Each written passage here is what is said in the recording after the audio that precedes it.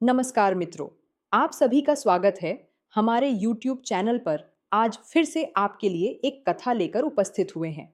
एक साधु वर्षा के जल में प्रेम और मस्ती से भरा चला जा रहा था कि इस साधु ने एक मिठाई की दुकान को देखा, जहां एक कढ़ाई में गर्म दूध उबाला जा रहा था, तो मौसम के हिसाब से दूसरी कढ़ाई में गर्मा गर्म जलेबियां तैयार हो रही थीं। साधु कुछ क्षणों के लिए वहां रुक गया। शायद भूख का एहसास हो रहा था या मौसम का असर था। साधु हलवाई की भट्ठी को बड़े गौर से देखने लगा।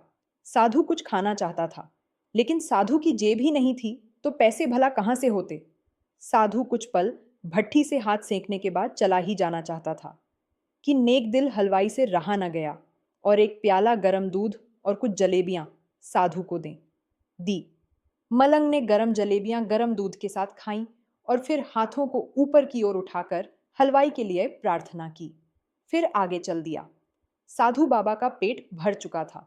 दुनिया के दुखों से बेपरवाह वे फिर एक नए जोश से बारिश के गंदले पानी के छींटे उड़ाता चला जा रहा था। वह इस बात से बेखबर था कि एक युवा नवविवाहिता जोड़ा भी वर्षा के जल से बचता बचाता उसके पीछे चला आ रही है। एक बार इस मस्त साधु ने बारिश के गंदले पानी में जोर से लात मारी। बारिश का पानी उड़ता हुआ सीधा पीछे आने वाली युवती के कपड़ों को भिगो गया। उस औरत के कीमती कपड़े कीचड़ से लथपथ हो गए। उसके युवा पति से यह बात बर्दाश्त नहीं हुई, इसलिए वह आस्तीन चढ़ाकर आगे बढ़ा और साधु के कपड़ों से पकड़कर कहने लगा, अंधा है, तुमको नजर नहीं आता। तेरी हरकत की वजह से मेरी पत्नी के कपड़े गीले हो गए हैं और कीचड़ से भर गए हैं। साधु हक्का बक्का सा खड़ा था, जबकि इस युवा को साधु का चुप रहना नाखुशगवार गुजर रहा था। महिला ने आगे बढ़कर युवा के हाथों से साधु को छुड़ाना भी चाहा, लेकिन युवा की आंखों से निकलती नफरत की चिंगारी देख वह भी फिर पीछे खिसकने पर मजबूर हो गई। राह चलते राहगीर भी उदासीनता से यह सब दृश्य देख रहे थे, लेकिन युवा के गुस्से को देखकर किसी में इतनी हिम्मत नहीं हुई कि उसे रोक पाते। और आखिर जवानी के नशे में चूर इस युवक ने एक जोरदार थप्पड़ साधु के चेहरे पर जड़ दिया। बूढ़ा मलंग थप्पड़ की ताब ना झेलता हुआ लड़खड़ाता हुआ कीचड़ में जा पड़ा। युवक ने जब साधु को नीचे गिरता देखा तो मुस्कुराते हुए वहां से चल दिया। बूढ़े साधु ने आकाश की ओर देखा और उसके होठों से निकला, वाह मेरे भगवान, कभी गरम दूध जलेबियां और कभी गरम थप्पड़, लेकिन जो तू चाहे मुझे भी वही पसंद है। यह कहता हुआ वह एक बार फिर अपने रास्ते पर चल दिया। दूसरी ओर वह युवा जोड़ा अपनी मस्ती को समर्पित अपनी मंजिल की ओर अग्रसर हो गया। थोड़ी ही दूर चलने के बाद वे एक मकान के सामने पहुंचकर रुक गए। वह अपने घर पहुंच गए थे। वे युवा अपनी जेब से चाबी निकालकर अपनी पत्नी से हंसी मजाक करते हुए ऊपर घर की सीढ़ियों तय कर रहा था। बारिश के कारण सीढ़ियों पर फिसलन हो गई थी। अचानक युवा का पैर फिसल गया और वह सीढ़ियों से नीचे गिरने लगा। महिला ने बहुत जोर से शोर मचाकर लोगों का ध्यान अपने पति की ओर आकर्षित करने लगी, जिसकी वजह से काफी लोग तुरंत सहायता के लिए युवा की ओर लपके। लेकिन देर हो चुकी थी। युवक का सिर फट गया था और कुछ ही देर में ज्यादा खून बह जाने के कारण इस नौजवान युवक की मौत हो चुकी थी।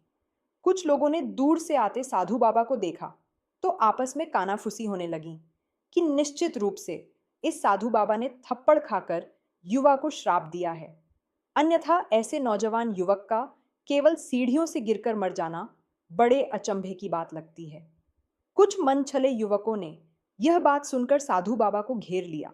एक युवा कहने लगा कि आप कैसे भगवान के भक्त हैं, जो केवल एक थप्पड़ के कारण युवा को श्राप दे बैठे। भगवान के भक्त में रोष व गुस्सा हरगिज नहीं होता। आप तो जरा सी असुविधा पर भी धैर्य न कर सकें। साधु बाबा कहने लगा, भगवान की कसम, मैंने इस युवा को श्राप नहीं दिया।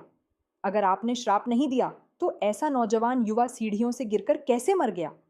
तब साधु बाबा ने दर्शकों से एक अनोखा सवाल किया कि आप में से कोई इस सब घटना का चश्मदीद गवाह मौजूद है।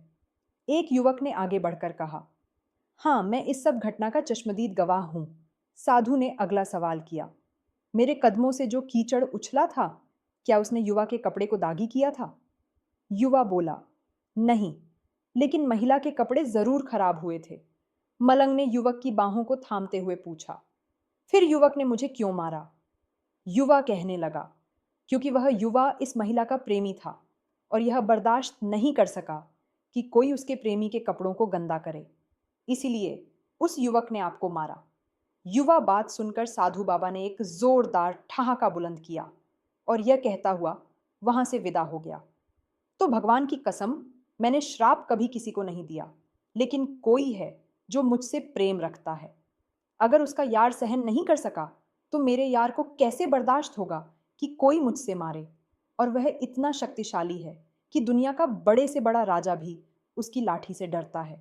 सीख, उस परमात्मा की लाठी दिखती नहीं और आवाज भी नहीं करती, लेकिन पड़ती है तो बहुत दर्द देती है। हमारे कर्म ही हमें उसकी लाठी से बचाते हैं। बस कर्म अच्छे होने चाहिए,